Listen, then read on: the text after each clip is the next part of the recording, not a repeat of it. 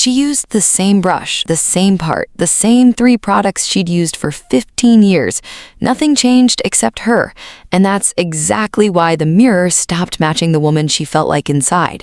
You may be doing the same thing right now, and not one of these habits looks like a mistake. They look like routine. They look like normal.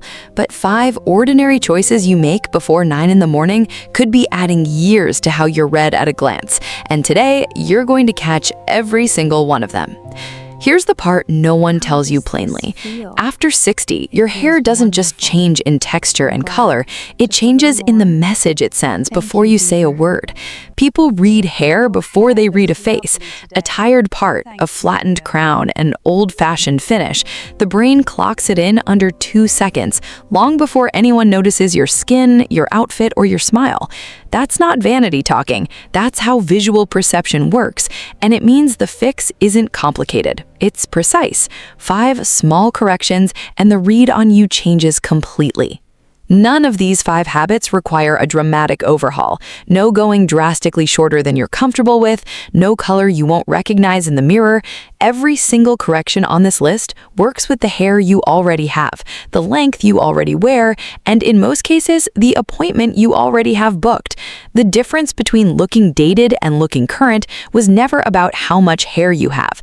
It's about 5 specific decisions being made without you realizing they were decisions at all. One of these 5 habits is hiding in the very last thing you do before you walk out the door, and it's the one almost nobody suspects. We'll get there, but first, the habit sitting closest to the mirror, the one shaping every other decision you make about your hair. Subscribe now so the rest of this doesn't slip past you, because by the end, you'll be able to spot all 5 in your own routine in under a minute. Mistake 1, the uniform color trap. If your color has been the exact same flat single shade for years, that alone is quietly aging you more than the gray ever could. Here's the visual principle behind it. Young hair is never one uniform tone. Natural hair, even at its darkest, carries subtle variation. Lighter pieces near the face from years of sun, deeper pieces underneath. That variation is what the eye reads as dimension, movement, and life. A flat, single-process color removes all of it. It sits on the head like a helmet. It reads as done, not natural, and done reads older every time. The fix is dimension, not a dramatic change.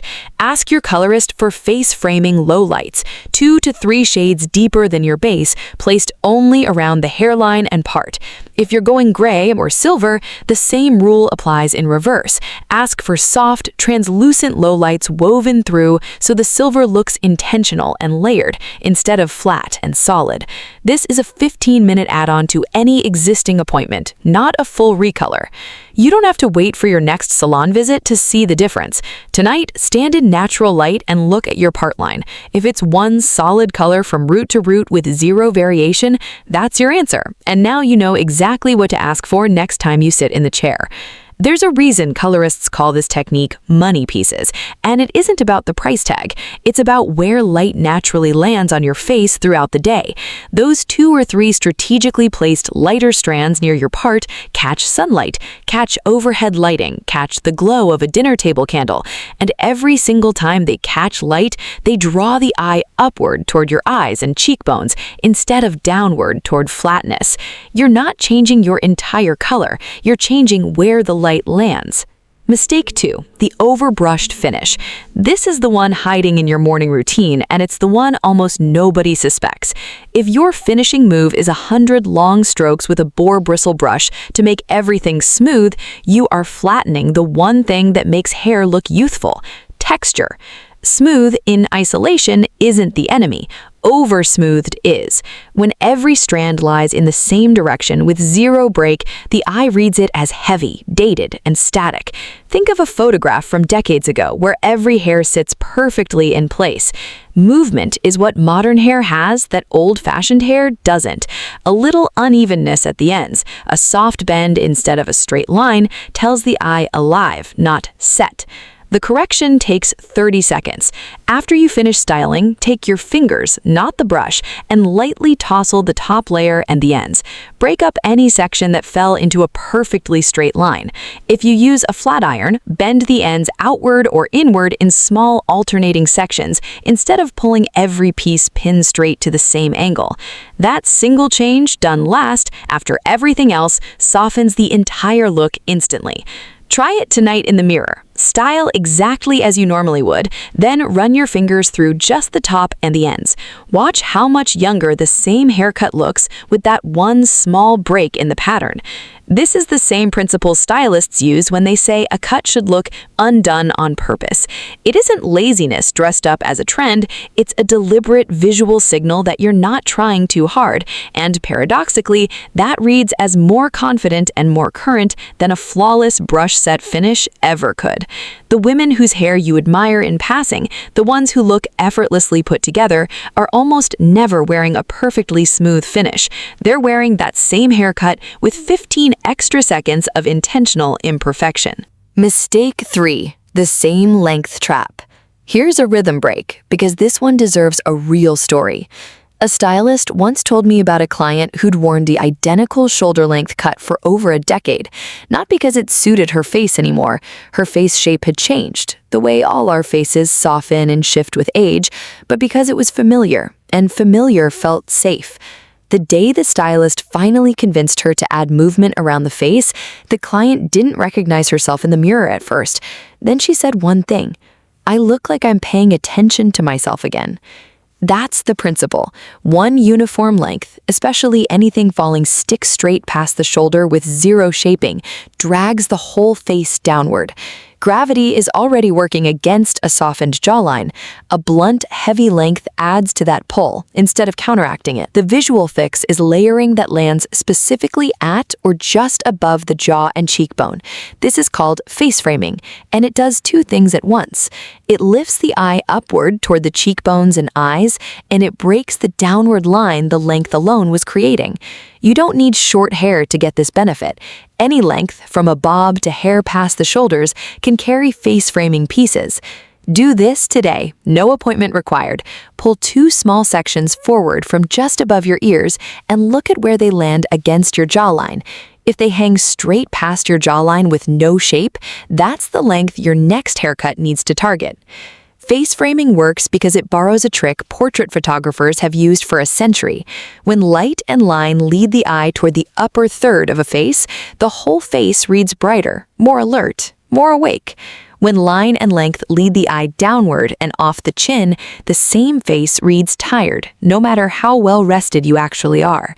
A single conversation with your stylist about where those framing pieces should land based on your specific jaw and cheekbone changes that entire visual direction without cutting off a single inch of overall length. Mistake 4. The root coverage obsession. This is the specificity spike, so pay close attention to the number. Most women over 60 are retouching their roots every 3 to 4 weeks out of fear of visible regrowth. But the tighter that cycle gets, the more damage accumulates at the exact point where hair is thinnest and most fragile, the root, right at the scalp. Here's what almost nobody explains. A soft, blended root using a technique like a root shadow or a gentle balayage grow-out doesn't need monthly maintenance, and it looks more expensive, not less. The reason is simple. A hard line where color meets regrowth reads as upkeep, which reads as effort, which reads as age. A soft gradient reads as natural, which reads as ease. The fix, again, isn't more products. It's a 5-minute conversation with your colorist about extending your appointment window from 4 weeks to 8 weeks using a soft shadow root technique instead of a solid single-process retouch.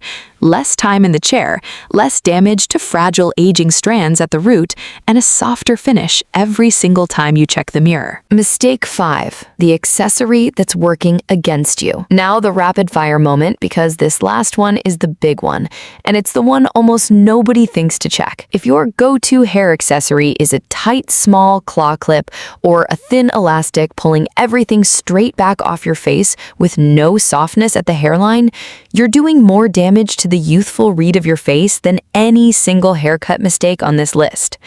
Here's why. A tight pullback exposes the entire hairline and forehead at once, with no transition, and it emphasizes any thinning near the temples, which is common and completely normal after 60, but doesn't need to be broadcast. It also pulls the skin at the temples slightly, which can look severe rather than polished. The correction is softness at the hairline before you pull anything back. Loosen 2 small pieces at the temples before securing the rest. Swap a small, tight claw for a wider barrel clip that gathers hair more loosely, or use a silk scrunchie instead of a thin elastic, which creates natural volume around the gather point instead of a flat, pulled look. Pearl or tortoiseshell hardware finishes the look without adding bulk. Test this the next time you pull your hair back. Loosen those 2 temple pieces first, secure the rest looser than usual, and look at the difference in your reflection before you walk out the door. Think about the last time you saw a photograph of yourself from 20 years ago with your hair pulled straight back, no softness at all. Now think about a recent photo styled the same tight way. The severity reads differently now than it did then, and that's not a flaw in you. It's simply how a softened jawline and a more defined temple interact with a hard, pulled-back line at this stage of life. The good news is, the fix costs nothing but 2 seconds and a slightly looser hand. Here's the principle underneath every single one of these 5 corrections, and once you see it, you'll never unsee it. Youthful hair isn't about more length, more shine, or more product. It's about controlled imperfection, small, intentional breaks in uniformity that tell the eye this is alive and cared for, not this is fixed in place. Flatness, uniformity, and rigid symmetry are what age hair. Dimension, movement, and soft transitions are what don't. This is the same principle, by the way, that runs through fashion, makeup, and even how a room is decorated. Perfect symmetry and perfect uniformity photograph as static. Small, intentional breaks in the pattern photograph as alive. Once you start seeing it in your hair, you'll start seeing it everywhere else too, and you'll never style on autopilot again. You don't need to change everything tonight. Pick the one habit from this list that hit closest to home and start there. If your color is one flat tone, ask about lowlights at your next visit. If your finish is perfectly smooth every time, add the 30-second tousle tonight. If your length is stick straight past your jaw, test the face framing pole in the mirror right now. 1 shift, not 5. That's how real change actually holds. Here's the last thing worth remembering. None of these 5 corrections cost you your identity. You're not becoming someone else in the mirror. You're removing 5 small, accidental habits that were quietly speaking for you before you got the chance to speak for yourself.